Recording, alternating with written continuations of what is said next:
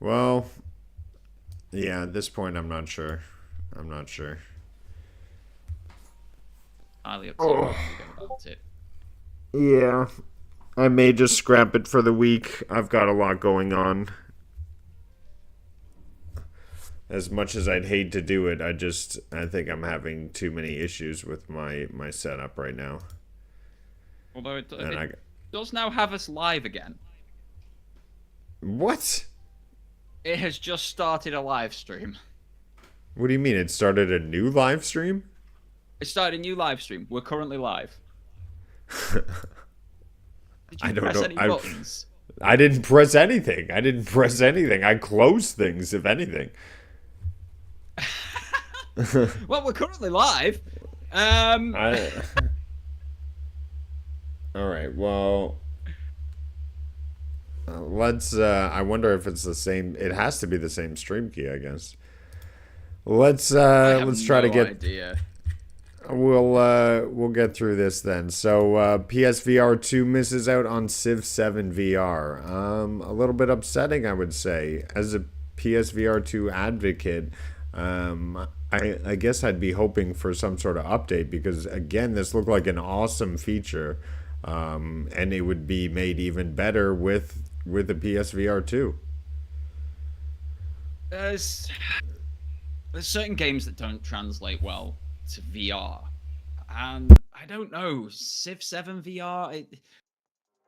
Point and click games for me are a sit down and take your mouse, move it around, and you do what it says on the tin. You do the point and click.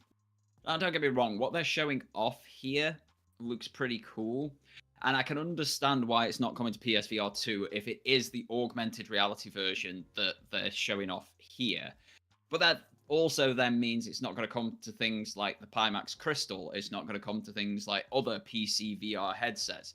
It's going to be based on your Meta Quests. It's going to be based on your Apple Vision Pros. It's going to be based on all sorts of things that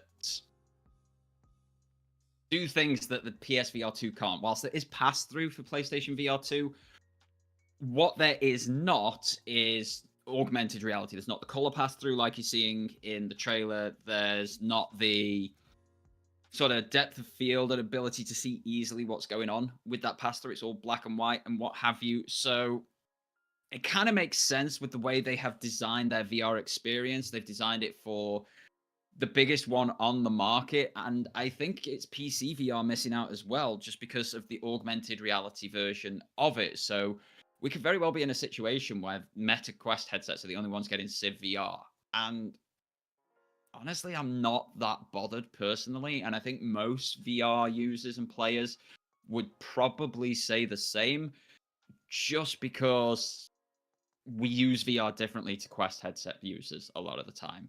And the way that's been built, we just can't use it anyway. So you're not expecting it, so to say. Oh, there you go. Definitely solid reasons why not to expect it on PSVR 2.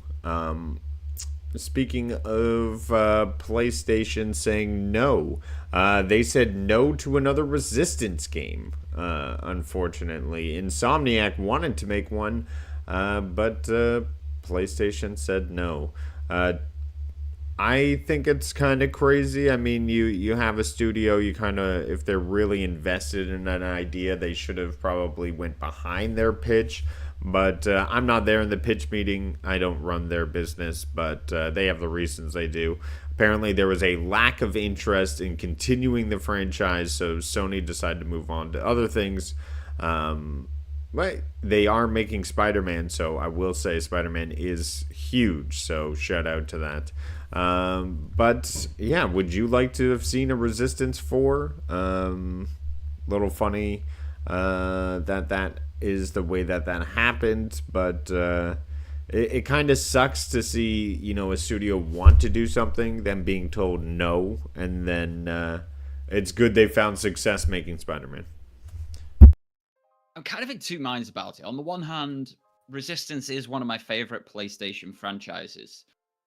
It is an incredible first person shooter with actual brilliant campaigns and stories. The multiplayer element of it is unlike anything I've ever come across before or since. It's some of the best first-person shooter multiplayer out there.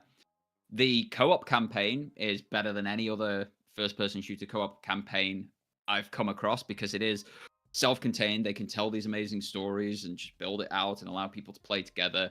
I had a lot of fun with Resistance. Resistance 3 is one of my favorite games of all time. It is incredible. I still recommend that people play that even now. My brother and I put so much time into that game during the PS3 era, both online and split screen. It had split screen co-op for a first-person shooter. But at the end of Resistance 3, the story was told. It was done. They had completed what they were going to do. They had beaten the Chimera. They had won.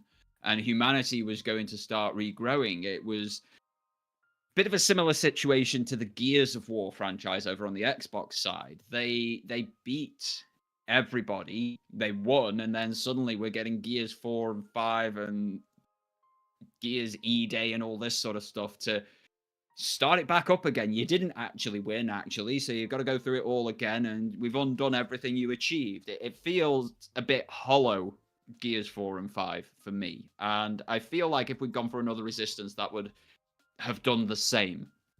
So, on the one hand, Resistance is such a good franchise, so well made, so well honed, that the gameplay and story that was told would have been excellent. I have no doubt about that at all. On the other hand, the story was told. There was nowhere else to go. There was no need for more Resistance. They could have supported Resistance 3 further, longer, maybe, but there was no need for a full new game. And I like that it didn't undermine the brilliance that we got with the trilogy that we had. Does that make sense? I think we ended up in a really good position with Resistance, and not getting more is a good thing as well as a disappointing thing. Yeah, I mean, stories need to end. Where did we? There used to be a rule of the trilogy, right? Now people are like, no, we need the trilogy to continue.